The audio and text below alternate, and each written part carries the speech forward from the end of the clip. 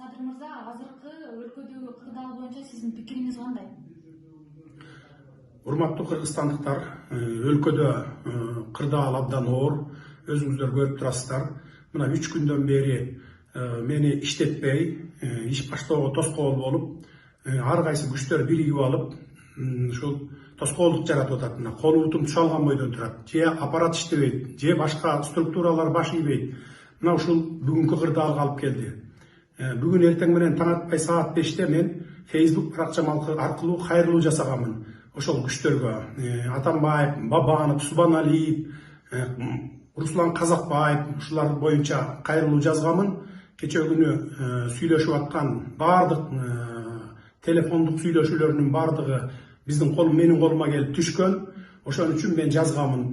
Эртең андай кылбагыла, жаш балдар ушу 2000 сом, 5000 сомго алданбагыла, мамлекетти жоготуп албайлы деп мен кайрылуу жазганмын. Таңкы 5те ушу Facebook баракчама Одноклассникке салганмын.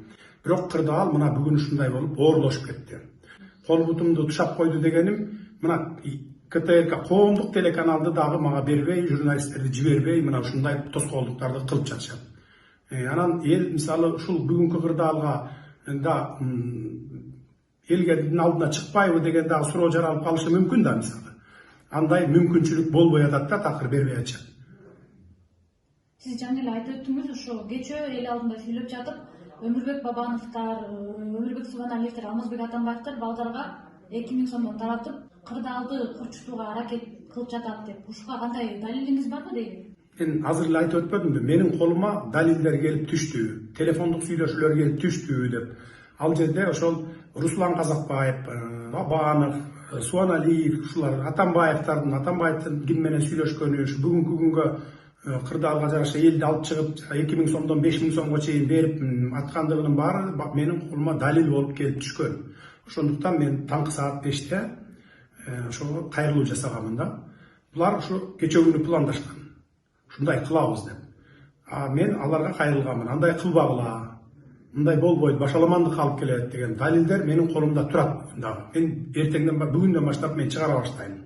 Өлкөнү туруктуулуктун нугуна түшүрүү үчүн кандай чараларды көрүшүбүз керек деп сиздин пикириңизде? Ошо өлкөнү туруктуулукка түшүрүш үчүн мен бардык шарттарды сунуштадым. Эң тез, эң жеңил варианттарын айттым, жолдорун. Бирок мына бүгүнкү күнгө чейин оюн кылышып, баягы депутаттарды чогултурбай, жана ушундай бир тоскоолдуктарды жаратып атышат да. Бул жерде мына ошо бүгүнкү жана элди алатуу аянтын алып келген Атамбаев, Бабанов, анан Субаналиев мына ушул күчтөр тоскоолдук кылып атат. Эгерде булар тоскоолдук кылбаганда, баягы биринчи эле күнү кырдаалды оңдоп кетсек болот эле. Урматтуу кыргызстандыктар, мен сиздерге кайрыламын, бишкектиктер айрыкча. Ар кандай провокацияга барып, талаптоочулукка барбаңыздар, митингге чыккандар, бардыгыңыздар баягы дыйындыларды уюштуруп, баарын мындай тынчтыкты сакташ керек. Бизге мамлекетибизди жоготуп алуу коркунучун алып келбеш керек. Ар бирибизге мамлекет өзүбүзгө керек. Талаптоочулукка барбагыла, талкалабагыла, маданияттуу болгула.